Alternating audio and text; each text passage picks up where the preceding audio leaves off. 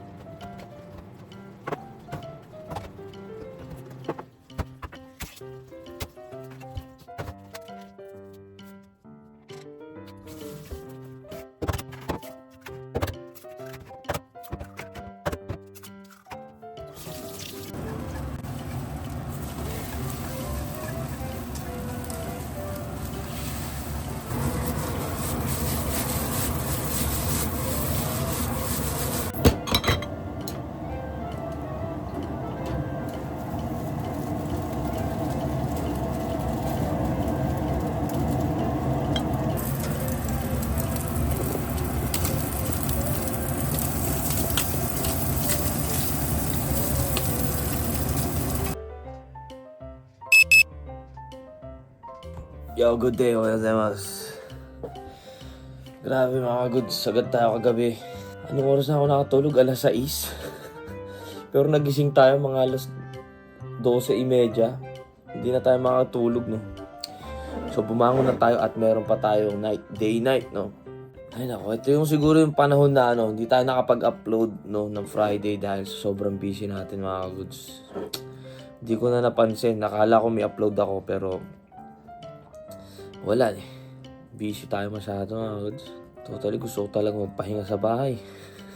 Mas lamang talaga kasi na nasa trabaho tayo sa yung nasa bahay tayo na nag-chill. Kain na muna tayo. Dahil 2 araw ko ata kakainin itong maling Ay, spam pala. Itadakimasu.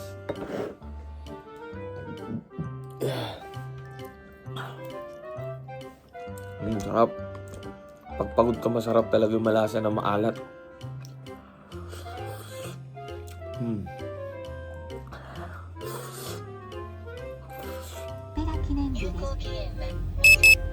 Pasok na tayo.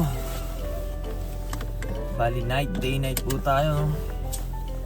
Yung kababata ko nandito sa Japan. Kitain natin. Kailan ba yun? Pero last year pa ata niya sasabi sa akin na napupunta siya dito. So imimit natin. Kitain natin yun. Pero sa nasa Makalawa na. Day-night pa tayo bukas eh. Kayo, pag napunta kayo sa Japan, saan nyo gusto pumunta?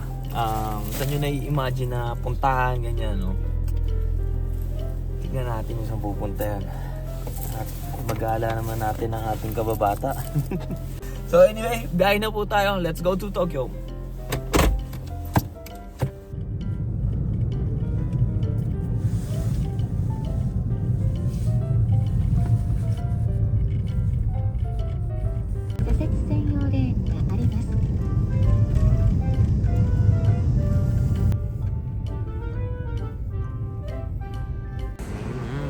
Laking tulong, 55 na lang. Laki ng tulong nung nung 10% deduction ng gasolina na ginawa ng government ngayon ni Takaichi Prime Minister, no?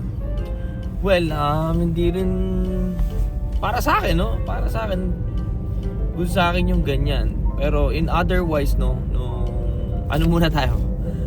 Kung ano yung sitwasyon dito sa biglaan lang na.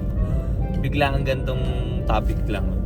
Bali, nung naupo to si Takaichi Prime Minister, talagang pinofocus niya yung talagang i-wipe out yung mga overstay na dito ng mga foreigners, no? Talagang pinofocus niya doon. Then which is tinaasan niya din yung renewal ng visa payment, no? Pag-renew ng payment para sa visa, no? So yeah, kahit mas mahal ata yung permanent, no, kaysa dun sa renewal. Kumbaga tinaasan nila ng 100%, no? Like pag hindi ka permanent for a single na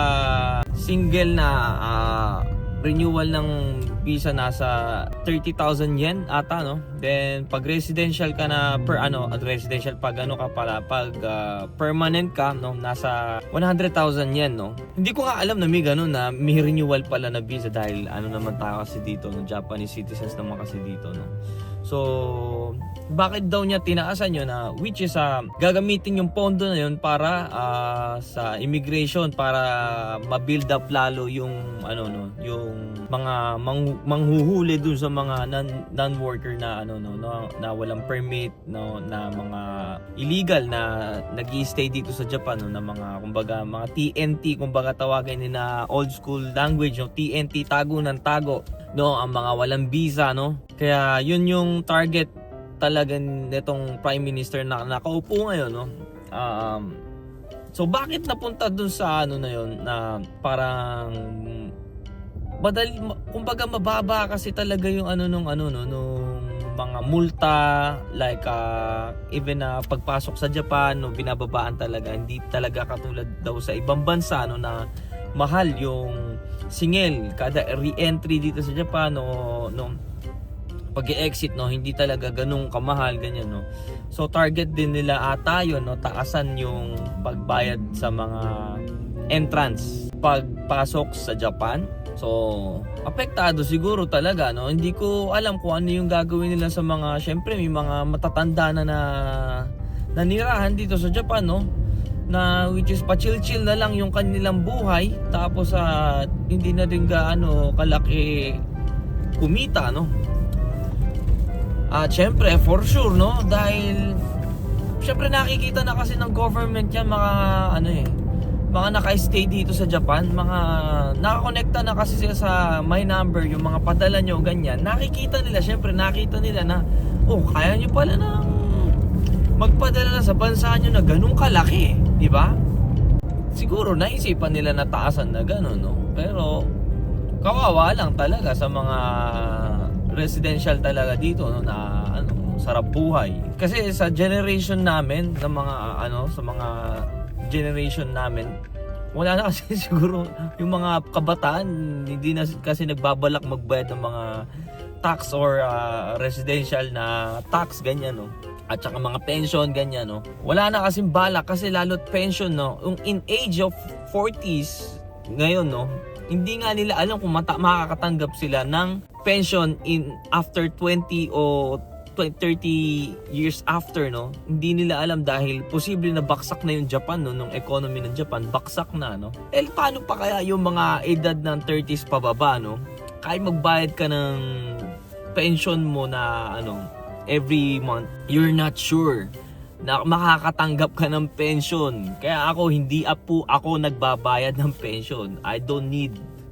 Hindi ko kailangan magbayad ng pension dahil yun, apakadami ng matatanda dito sa Japan, no. Bahala na yung government doon kung paano nila yun. Well, wala tayong wala tayong interest na magbayad diyan dahil in 20-30 years after, no, maybe Japan is not wala na. It's a bad economy na talaga siguro, for sure yan, no.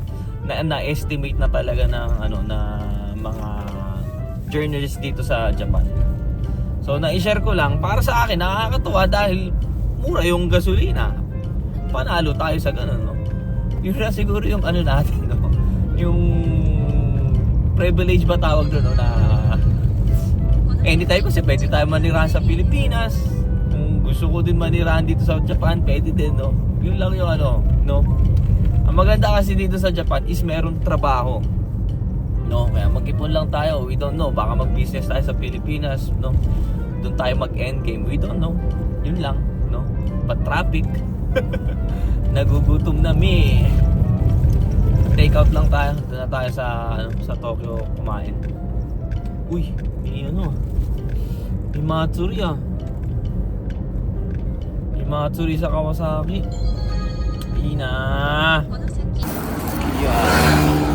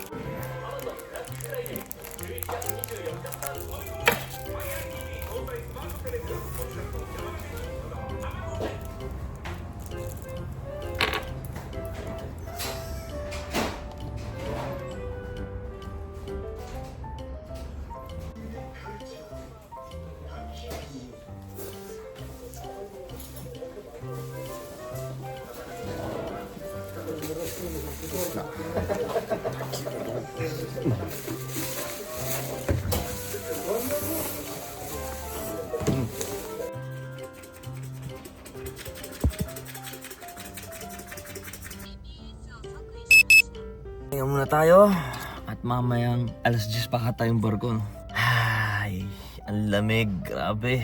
Kahit 20 yung nakalagay niya Celsius dyan. Celsius. Naku po, ang lamig sa labas. Wala nga, nakapatong yan. So ayan mga good, sabaw na po tayo. Partner natin, walang iba kundi Patrick. So ayan, ingat po sa atin. Gambaling ang show. Gusto mo ba lumabas? Gusto mo lumabas? Tignan nyo helmet na to, tignan nyo helmet na to. Yung isa bawal natin pakita, masusurprise na kayo mga good. Ayan mga goods, kaya minsan hindi ako nagbablog, madilim kasi walang nakikita.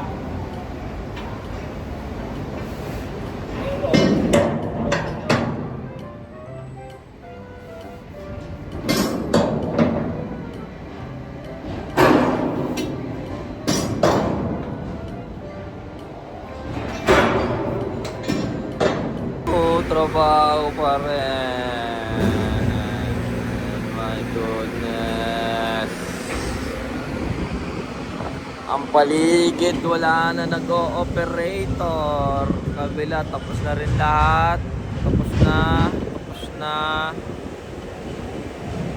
Tapos na din doon. Okay. Dito. Okay, nakataas na din lahat, no? Time check, alas 4. Tayo na lang nagtatrabaho dito. Bukas pa alis sa tong barko na to, ha. Ay, trabaho nga ni. Ay nako, kakatapos lang nga ni. Hindi naman tayo pinagpawisan. Hindi na ako maliligo. Yun ang kagandahan sa winter dito sa Japan. Kailangan maligo pag di ka pinawisan. Wipes lang. 4:30, gising tayo 7:30. 7 to 7:30. Ay nako. Hindi pa tayo makakatulog agad nito. For sure. Kahit 2 oras may tulog tayo. Palag na, day night pa bukas, di ba? Hindi madali ang trabaho dito sa barko. Akala nyo, masarap lang kumita ng pera, pero ang tanong kung kaya ng katawan niyo yung ginagawa namin, di ba? Hindi basta-basta din nagpapasok ng tao talaga dito, no? Kaya palagi kailangan mo alak oats ka rin sa mades. Diba? Kaya suminasay, bukas na ng mga goods.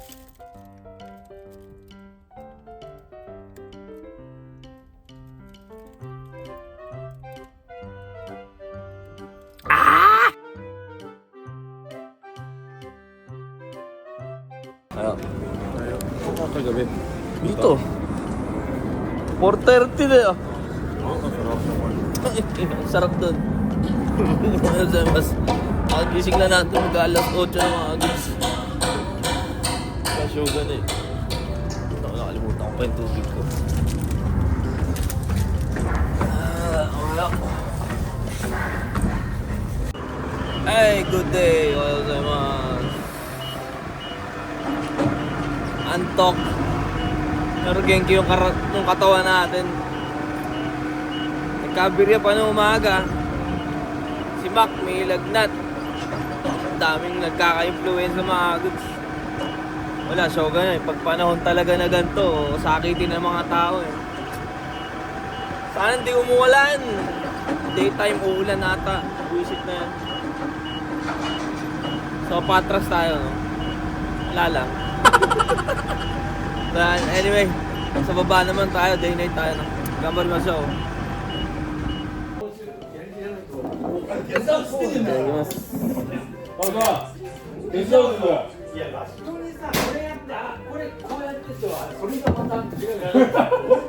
Kato-san, 俺行きましょう。目的1個だけ。目的1個だけです、俺は。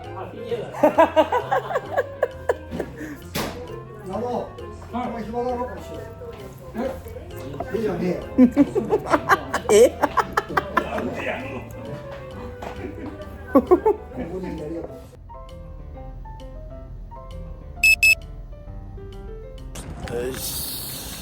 tulog tayo, no?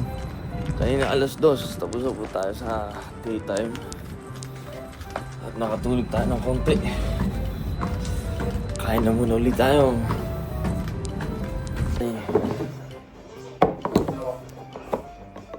Ha? Ahon to. Taga saan ka ba? Saan ka isa ka? Sa Juan. Saan? Ah, Wanay. Wanay, bago ka pa lang.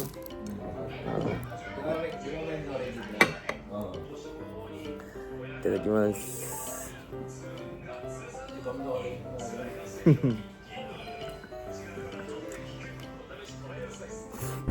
Ayan na ang ating barko. Andyan na. Uloto ba talaga yan? Ang kate ng ulo ko. Hindi na ako naligo. Lalamig ka? Baka may lagnat ka.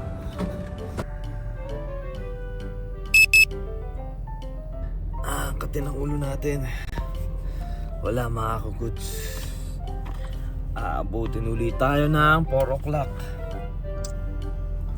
Ang bilis naman ng bawi. Ilang araw kasi tayo maaga doon sa Minami o wala masyadong ginagawa. Bugbog tayo ng gabi. Kagabi din bugbog. Labutin tayo ng pasado alas 4 for sure. Lashing na yung huli. Ay nako. Anyway, ganbarimasho.